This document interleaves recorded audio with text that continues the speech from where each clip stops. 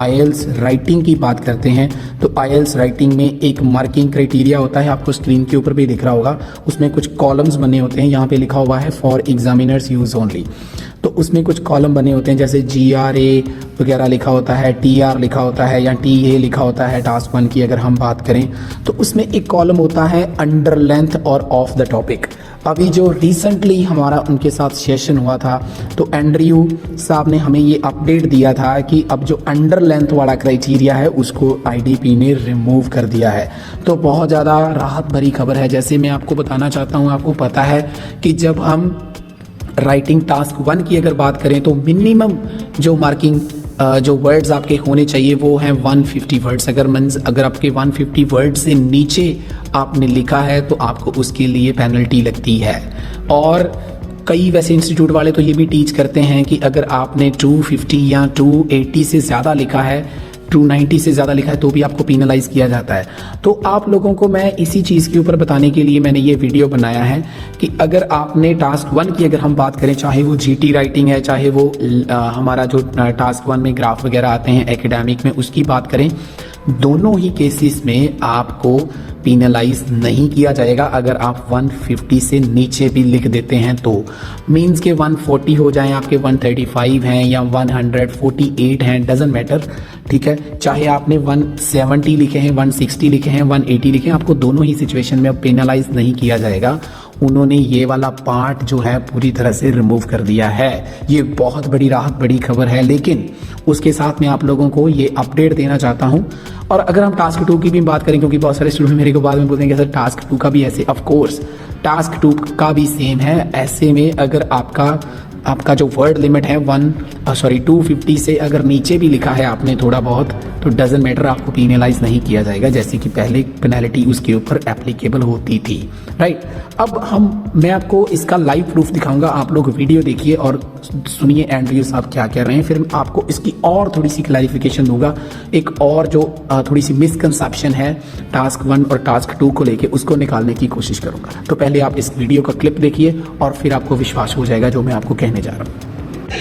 It is an academic essay.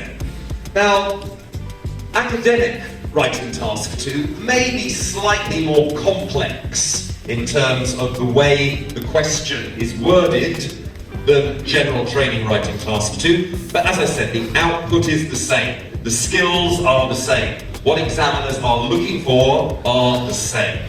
It's an academic essay. This time, it's 250 words minimum, and again, examiners don't count words. But 250 words is what your students should be aiming for, maybe up to about 280, 300 words. Students will not be penalised for writing more or less than 250 words, with the caveats that I gave you earlier on. It's very short, the sample is not big enough, it's going to be more difficult for the examiner to push those band scores up. Now they've got 40 minutes as opposed to 20 minutes. Again, this is advisory, but this 20-minute, 40-minute advisory from IELTS is because of the way that the writing test is weighted. So test takers will get 4 band scores for task 1. Those 4 band scores will be added together and divided by 4 to give an overall band score for task 1. The same thing will happen with task 2, and then those 2 scores will be passed through a Cambridge assessment algorithm to give an overall band score.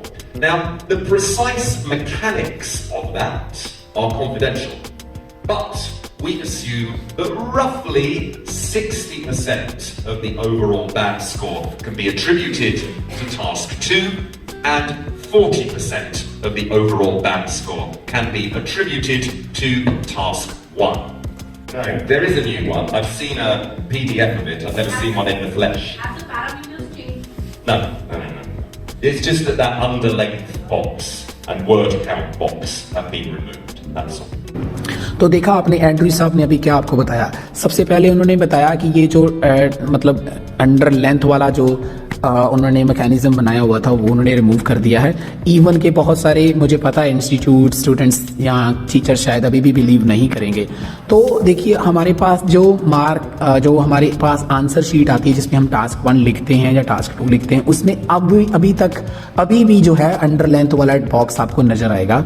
तो उन्होंने Andrew साहब ने हमें बताया था कि ये बहुत पहले की प्रिंटिंग हो चुकी है आईडीपी की तरफ से, तो इसलिए ये वाला जो है प्रिंट उनको दिख रहा है। लेकिन अब जो रिसेंट आगे नई प्रिंटिंग वगैरह होगी तो उसमें अंडर लेंथ वाला जो कॉलम है वो रिमूव कर दिया जाएगा। शायद बहुत सारे स्टूडेंट जब एग्जाम दे के आएंगे तो बोलेंगे कि शायद वहाँ पे लिखा हुआ था, तो आई एग्री विद देम कि वहाँ पे शायद उनको मिल सकता है। लेकिन सोचने वाली समझने वाली बात ये है कि जब आप लोगों को मैं बोल रहा हूँ इस वीडियो में, जब एंड्रयू सर बोल रहे हैं जिनमें 30 ईयर का एक्सपीरियंस है आईडीपी के साथ, वो जुड़े हुए हैं आईडीपी की तरफ से अपडेट्स दे रहे हैं, तो उन्होंने आपको एक एक चीज़ क्लियर कर दी।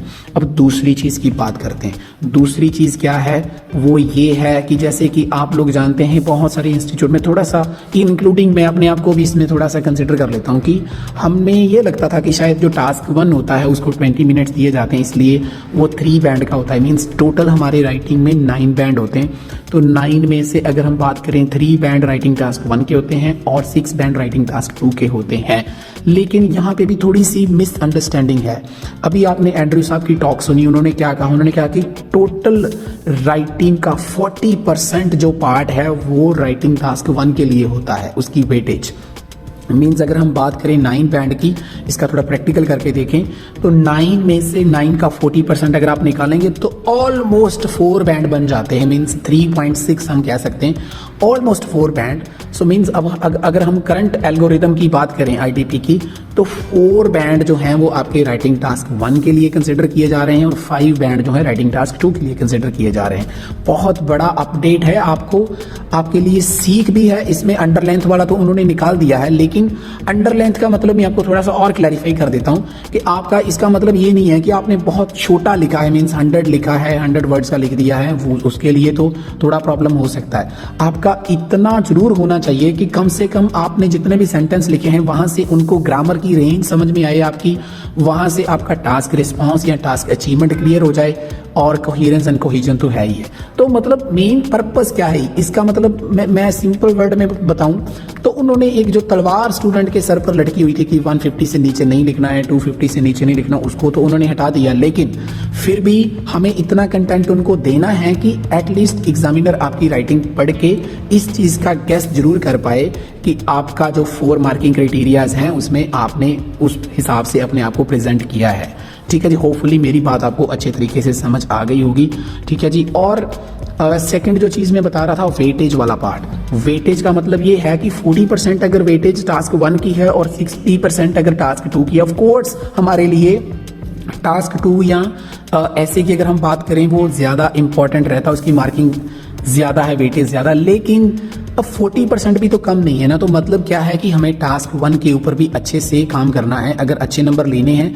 बहुत सारे इंस्टीट्यूट या बहुत सारे सेंटर शायद टास्क 2 के ऊपर ज़्यादा जोर लगाते हैं, लेकिन अब मैं बताना चाहूँगा कि 40% मार्किंग का मतलब है कि ऑलमोस्ट थोड़ा सा फ़र्क है उन दोनों के बीच में। दोनों ही हमारे लिए बहुत बहुत इंपॉर्टेंट हैं। अगर हमें डेफिनेटली 7+ बैंड लेने हैं तो टास्क 1 को भी हम इग्नोर नहीं कर सकते हैं।